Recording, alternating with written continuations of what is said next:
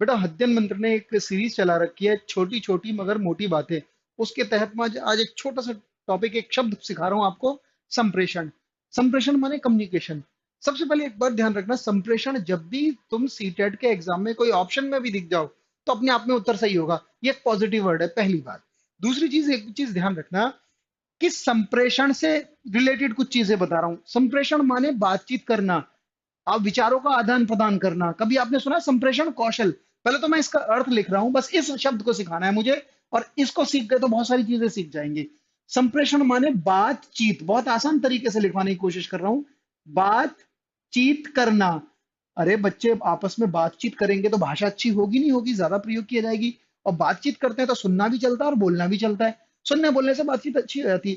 भाषा संप्रेषण का साधन है, भाषा तो बातचीत का तरीका है। तो संप्रेषण, इस पर प्रश्न आते हैं। अच्छा देखिए, संप्रेषण के साथ में अगर एक वर्ड और जोड़ दूं, संप्रेषण कौशल। तो कौशल या स्किल चार हैं। आपने सुना होगा, कभी मैं यहां लिख देता हूं, लिसनिंग, स्पीकिंग, रीडिंग और राइटिंग। ये चारों संप्रेषण के साधन हैं। बातचीत की जाती है इन चारों से, सुनने बोलने से भी की जाती है, और लेकिन पढ़ने लिखने भी से भी की जाती है। तो मैं इस पे बात कर रहा हूं। अब देखिए सुनिए, संप्रेषण क्या है। कभी भी आप इसे ध्यान रखना, संप्रेषण दो टाइप्स का होता है। संप्रेषण क्या नाम दिया जाता है? एक होता है मौखिक। अरे संप्रेषण कौशल, एक होता है मौखिक और दूसरा होता है लिखित। पहली बात इधर ध्यान रखना, संप्रेषण और लिखित। मैं दोबारा ठीक से लिख देता हूं, लिखित। बस मुझे इस शब्द से बताना, ये अपने आप में सफिशिएंट वर्ड है। कुछ शब्द सीखेंगे हम इसके थ्रू। मौखिक और लिखित।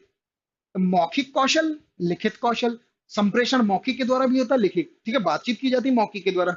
लेकिन जब मौखिक कौशल भी लिख देता हूं या संप्रेषण कौशल लिख दो, तो मौखिक कौशल दो टाइप्स के होते हैं। सुनो भाई, एक सुनना और एक बोलना। लोगों का एक वहम है कि मौखिक कौशल का मतलब है बात को प्रकट करना। ना, बात सुनी भी जाएगी और सुनकर प्रकट की जाएगी। तो मौखिक कौशल माने बोलना नहीं है, सुनना बोलना।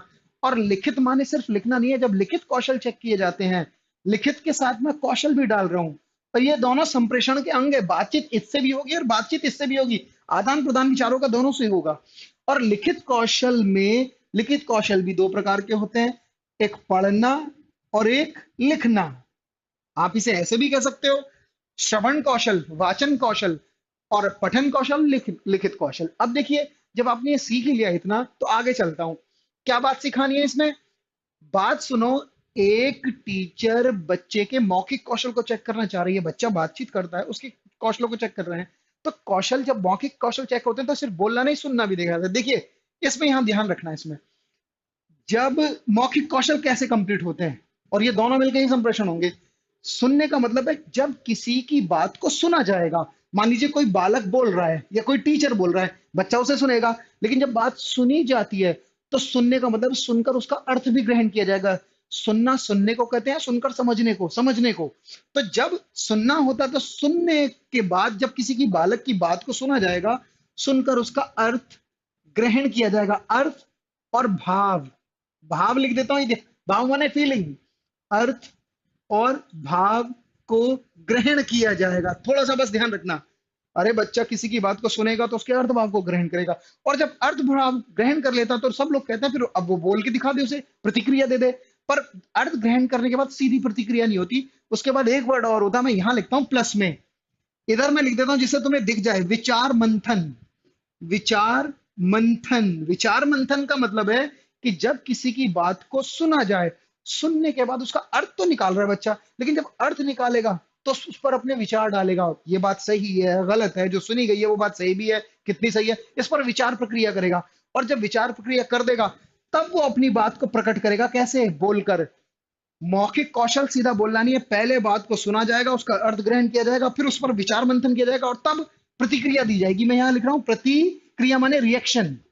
प्रतिक्रिया दी जाएगी, ठीक है ना, और वो बोलकर दी जाएगी। लेकिन कई बार लिखित कौशल पे प्रतिक्रिया कैसी होती है, लिखित कौशल कैसे होते हैं? जैसे अगर किसी पुस्तक को पढ़ा जा रहा है, पढ़ा जाएगा पुस्तक को, तो पुस्तक के जब पढ़ा जाएगा तो उसके भी अर्थ और भाव को क्या किया जाएगा?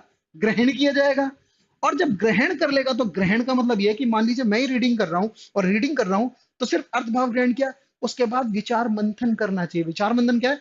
कि अपने विचारों का मंथन होगा कि ये बात सही है गलत है क्या है। और जब विचार, इसमें भी मैं यहां लिख रहा हूं प्लस में डाल के, क्या है, विचार मंथन। और जब विचार मंथन हो जाएगा तो उसके बाद रिएक्शन दिया जाएगा। पर अगर पढ़ने के बाद रिएक्शन दिया जाएगा तो लिख कर दिया जाएगा। और कैसे हो जाएगा, लिख कर प्रतिक्रिया दे दी जाएगी। क्या वाकई में इससे भी बातचीत हो रही है? सुनेगा, अर्थ ग्रहण करेगा, प्रतिक्रिया देगा, तभी तो मौखिक कौशल कंप्लीट होंगे। संप्रेषण हो गया, बातचीत हो गई। लेकिन एक बच्चा कहता है क्या लिखित कौशल से बातचीत होती है? एक बार प्रश्न आया, लिखना क्या एक यांत्रिक कौशल है या बातचीत का तरीका है? बातचीत का तरीका है। कैसे है? जैसे मान लीजिए दो बच्चे व्हाट्सएप पे बात कर रहे हैं, एक ने व्हाट्सएप लिखा, कुछ लिखेगा नहीं लिखेगा व्हाट्सएप पर। अगर व्हाट्सएप पे लिखा तो दूसरे के पास मैसेज पहुंचेगा, वो उसे पढ़ेगा, पढ़ने के बाद वो भी लिखेगा, फिर यहां मिल जाएगा। क्या लिखने से बातचीत हो रही है? अगर संप्रेषण होगा, संप्रेषण पठन और लेखन से भी होता है, और संप्रेषण सुनने और बोलने से भी होता है। आप ये ध्यान रखेंगे, इस पे प्रश्न आता है, संप्रेषण किया जाएगा, मौखिक भी और लिखित भी। तो ये मेरी तरफ से एक बेटा छोटी सी वीडियो थी। आपको कैसी लगी ये आप कमेंट करके मुझे बताएंगे। आपका बहुत बहुत धन्यवाद, और अध्ययन मंत्र का बहुत बहुत धन्यवाद कि इस तरह की प्लेटफॉर्म दी जिससे हम छोटे छोटे कॉन्सेप्ट आपको क्लियर कर रहे हैं। धन्यवाद, थैंक यू वेरी मच।